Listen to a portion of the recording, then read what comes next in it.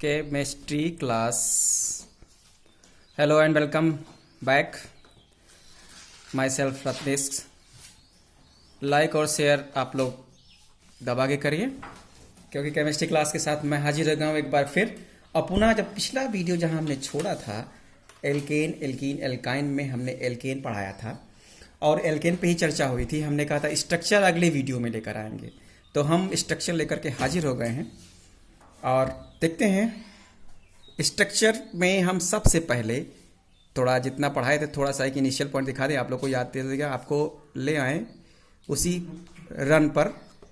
Alkene में हमने पढ़ा था एल्केन, और इसका हमने बताया था फार्मूला, जनरल फार्मूला का बताया था CnH2n+2। एल्कीन का भी बताया था, एल्काइन का भी बताया था, लेकिन आज हमें इसके सिर्फ और सिर्फ स्ट्रक्चर के बारे में बात करेंगे। एग्जाम्पल हमने इसमें दिए थे, आपको बहुत सारे बताए थे प्रोपेन है, मीथेन है, ब्यूटेन है, प्रोपेन है। हम एक एक एग्जाम्पल ले रहे हैं। आज हम इसका ले रहे हैं C2H6। ये हमारा क्या है? एक कार्बन को मेथ, दो को प्रोप, एथेन, मेथेन, प्रोपेन इसी नाम से करते थे ना।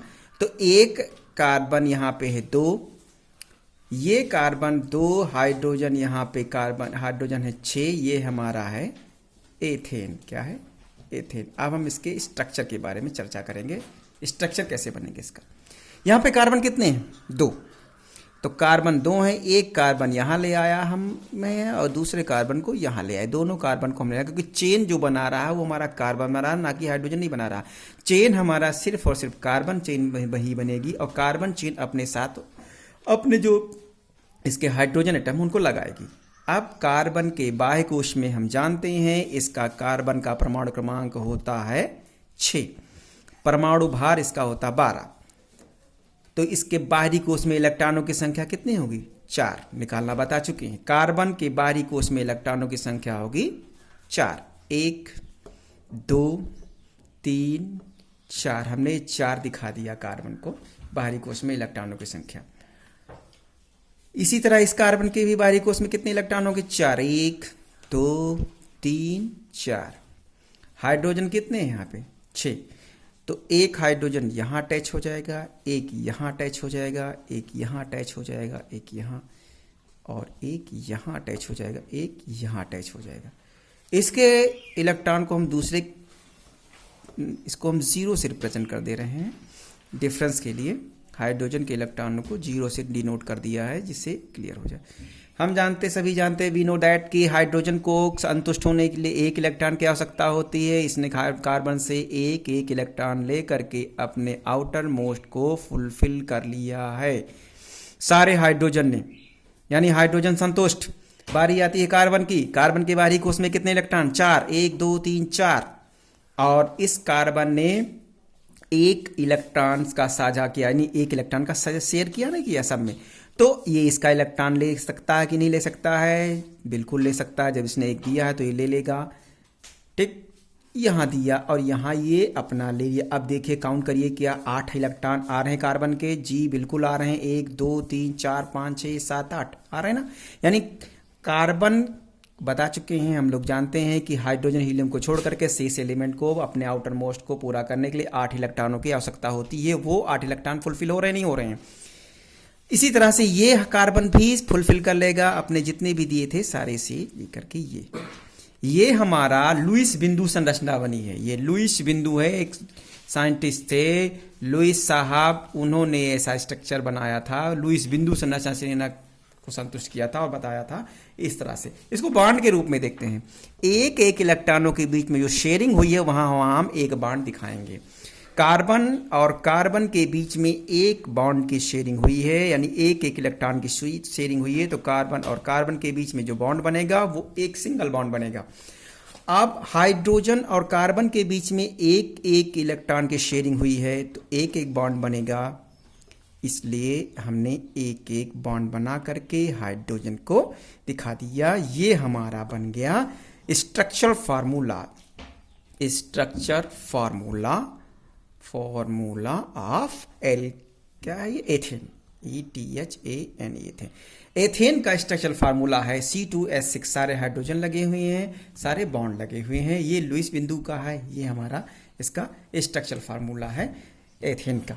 ठीक इसी तरह से अगर हम एक फार्मूला और आपको बना के दिखाएंगे, लेते हैं प्रोपिल का, ले लेते हैं प्रोपिल का, ले लेते हैं या और बड़ा ले लेते हैं चलिए बड़ा लेते हैं C4 लेते हैं, C4H, ये ज़्यादा हो गया, 2 और 6 है एथेन, यानी कि कार्बन कितना हो जाएगा, 4 दूनी 8 और प्लस 2 जुड़ जाएगा, ये तो आएगा C4H10।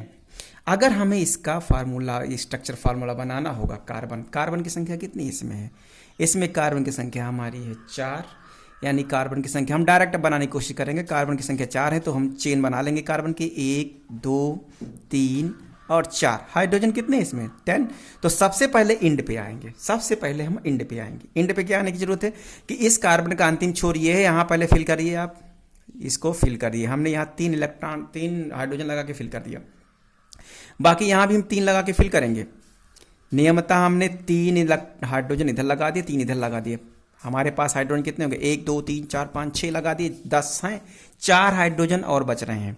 उन 4 हाइड्रोजन को हम इन 2 कार्बन में बराबर बराबर बांट देंगे। 4 है यानी कि ये दे दिया, एक इसको दे दिया, एक इसको दे दिया।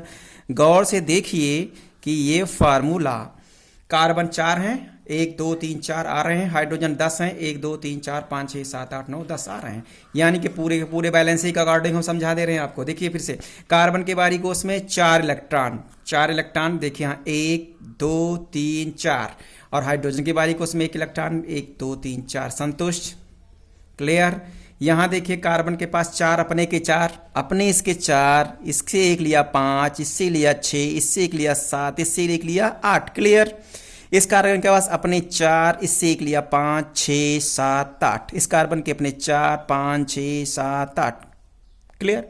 अब देखा जाए तो ये C4, अब लेकिन अब आगे जैसे जैसे साइंस केमिस्ट्री बढ़ती गई, ये चीज़ ख़त्म होती गई, ये चीज़ ख़त्म। अब ये सब नहीं पूछा जाएगा कि कैसे किस में लिखेगा, और शॉर्टकट में आएंगे।